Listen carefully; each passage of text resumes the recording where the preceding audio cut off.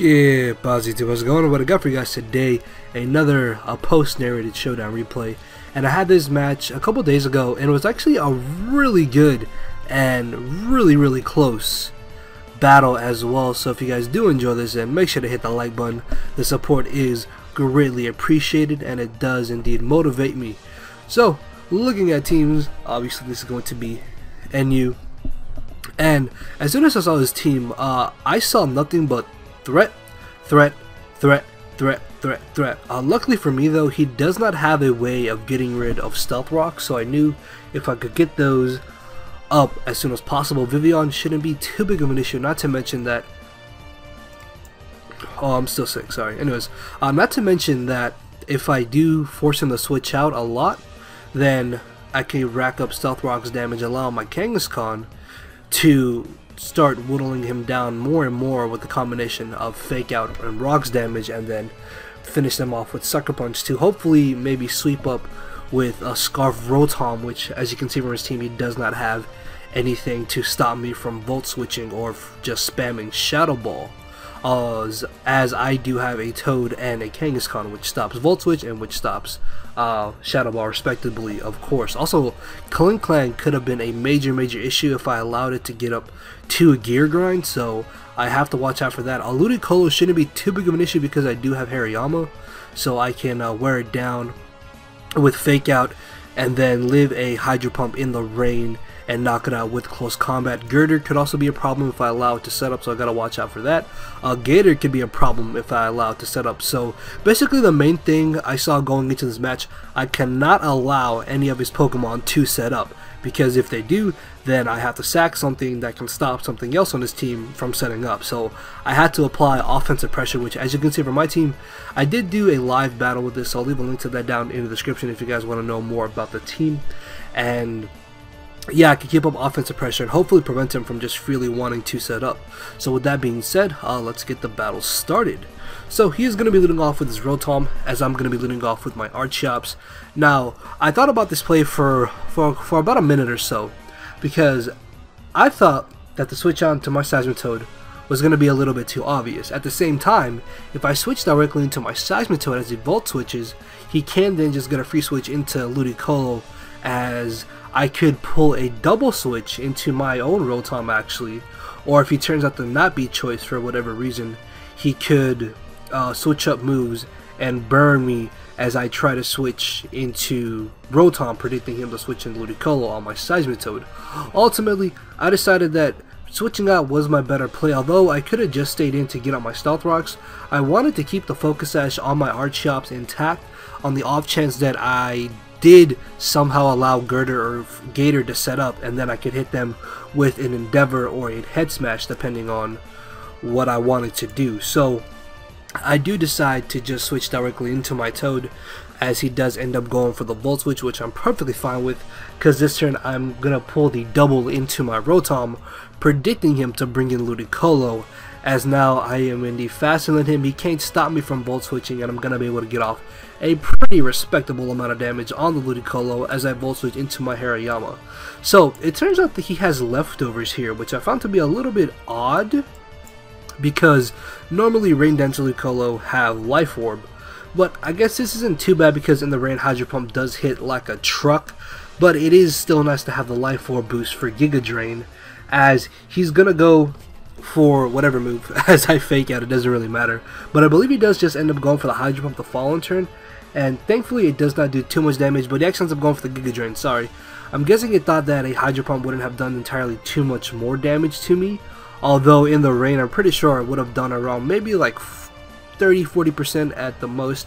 As he brings a Gator, I am really fearing a Waterfall, so I switch directly into my Toad, as he turns out to be a Dragon Dance variant, which I was not expecting. So thinking that I can easily take any moves that he wants to go for, I'm going to go for the Earth Power. Now this is a weird spread. It's not max defense or max HP. It's actually a modest Seismitoad with some special attack EVs, a lot of defensive EVs, and then I put a lot of HP EVs as well. But if I had been max defense, max HP, I would have been able to take this Gator on a lot easier. But I guess it isn't too bad because I should be able to live another return after leftovers, and then I bring him down to a point where I can safely bring in either my Kangaskhan or my Hariyama to just knock out Gator with a fake out, and he knows this, so what he's gonna do is he's actually gonna switch out after I go for the Earth Power, knowing that he should still have use for Gator later in this match, and he's actually going to bring in Vivian, which is really bad for me because now I have to choose something on my team to be put to sleep, and I should have probably actually left in Seismitoad to be my sleep fodder, but I foolishly switched directly into my Mesprit. I don't really know what I was thinking there, because I needed Mesprit to keep that Girder in check, and Toad was only really going to be here to stop that Rotom, which... yeah, I should have sleep foddered Seismitoad, basically is what I'm saying.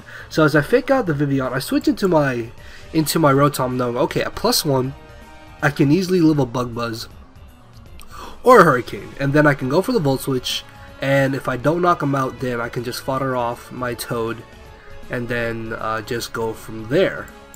But he actually ends up getting not only the Confusion, but above that I hit myself in Confusion, which means I lose my Rotom due to hacks, but at the same time, I guess this isn't too bad because I do still have my Seismitoad, which can still come in handy later in this match as I fake out and manage to finish off this Vivian with a Sucker Punch. Thankfully for me, he didn't mess around with like Quiver Dancing as I Sucker Punch, and it just couldn't turn into this whole big thing, which thankfully it didn't turn into. As he brings in the Girder, I switch directly into my Toad, and if I had just Sleep Fodder Toad, I could have brought in Mesprit and then just applied offensive pressure to his team, because not even Clink Clang safely switches into a max special attack Mind Plate Mesprit.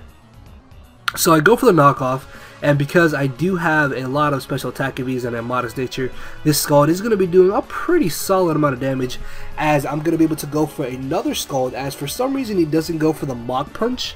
I'm not too sure why, but as you're going to see, he actually does not have the Mach Punch, which is very odd because literally all Girders run Mach Punch. So I'm gonna bring in my Archeops. Now here, okay, this right here actually really frustrated me.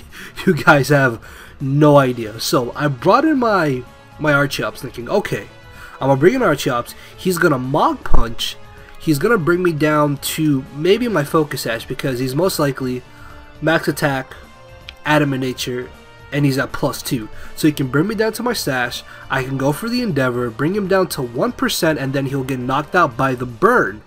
And then I'll still have Archeops later for a Death Fodder, and to make sure that his Gator or his Clink Clang do not set up on me. So I go for the Endeavor. You know what he didn't go for? He didn't go for the Mach Punch, and he goes for the Drain Punch. He gets a crit. Highly doubt the crit mattered, but the fact that he got it kind of ticked me off. And this is where I finally clicked in my mind when I watched the replay. He doesn't have Mach Punch. He does not have the Mach Punch. So he's going to switch into Rotom, and I'm basically going to lose my Archeops because I failed to put 2 and 2 together to realize that he didn't have Mach Punch. As I have my Kangaskhan in on his Gator, I'm actually going to go straight for the Double Edge. I don't really know why. I guess I could have faked out then Double Edge, but I guess it doesn't really matter in this situation because it was actually better for me to Double Edge as I get off a solid chunk of damage on the incoming Clink Clang. And then of course I don't want to allow him just to freely set up on me, so I go straight for the Earthquake as he brings in the Girder. Now at the time of the match, I did not realize he did not have Mach Punch. Mach Punch, sorry. I realized that once I was rewatching the replay. So of course, fearing the Mach Punch, I'm going to switch out into my Mesprit as he actually just ends up going for the safe Drain Punch. And if I had stayed in and got rid of this Girder, that would have been really helpful to me in this match, as I'm just going to stay in. I'm expecting him to want to go for the knockoff, but he actually switches directly into the Rotom. I'm not too sure why, as this turn he makes a nice play and predicts me to switch out, thinking that I would be fearing the Shadow Ball or thinking that I would just bring in Kangaskhan or Hariyama, but neither of those are the case. And then this turn, on the off chance that I did wake up, I decided to go for the Thunder Wave. As I'm able to catch the incoming Feraligatr, I will be able to outspeed him and in return knock him out with the Psychic, which is really great because that's one less giant threat I have to worry about. Although odds right now are really not looking good in my favor at all, as he brings in the Klinklang. Now when he brought in Klinklang, I thought that he would have Substitute. So what I'm going to do is actually play the aggressor, and I'm going to go for Psychic, as it turns out that I'm faster than him. If I had gone for the Thunder Wave, I probably would have been able to get a paralysis on this Klinklang and still kept my Mesprit around to be able to get off damage on the Girder, or try to force that Rotom into locking itself into the Shadow Ball. As I bring in my Kangaskhan, I'm going to be forced to go for the Fake Out. Unfortunately though, Sucker Punch does not quite finish him off. Luckily for me though, I do just barely live, and I'm going to be able to finish him off with a Sucker Punch, as at this point his last two Pokemon are the Rotom and the Girder, and here it was really a 50-50. Honestly, I could have gone for the Double Edge to finish him off, as he probably went for a not finish him off, sorry. I could have gone for the Double Edge to get off damage on him, as he went for a Will-O-Wisp, or I could have gone for the Sucker Punch to try to finish him off, as he predicted me to not Sucker Punch and go for either the Double Edge, and he could have gone for Will-O-Wisp to stop me from Sucker Punching. And of course, as you saw, he does indeed predict me to Sucker Punch as he goes for the Will-O-Wisp. This is actually bad for me, but I get pretty lucky and he misses, as I'm going to be able to get off a solid chunk of damage with the Double Edge. At this point, my last mon is his Hariyama. Obviously, I'm not faster than this Rotom, as he burns me. I don't have Guts, so I was kind of weary if this knockoff would be able to finish him off or not. As I do finish him off, his last mon is this Girder, which I thought that he would actually be able to outspeed me, but thankfully for me, I am able to outspeed him and finish him off, because at the time of the match, I actually forgot the base speed of Hariyama and Girder. It turns out that Hariyama is base 50, as Girder is base 40. So that was the very narrow 1-0 victory in my favor. I did really misplay early on in the match against that Vivian, because as I said, I should have put my Seismitoad to sleep and kept Mesprit, because Mesprit would have been such a great offensive presence to his team. Unluckily though, I was able to pull out the victory, as I got lucky with him missing the Will-O-Wisp on my Kangaskhan the first time. Then again, it is not 100% accuracy, so you can't really be too upset about it. But yeah, of course, if you guys did enjoy the match, then make sure to hit the like button. The support is greatly appreciated. So with that being said, guys, I will see you all tomorrow. So later, everybody.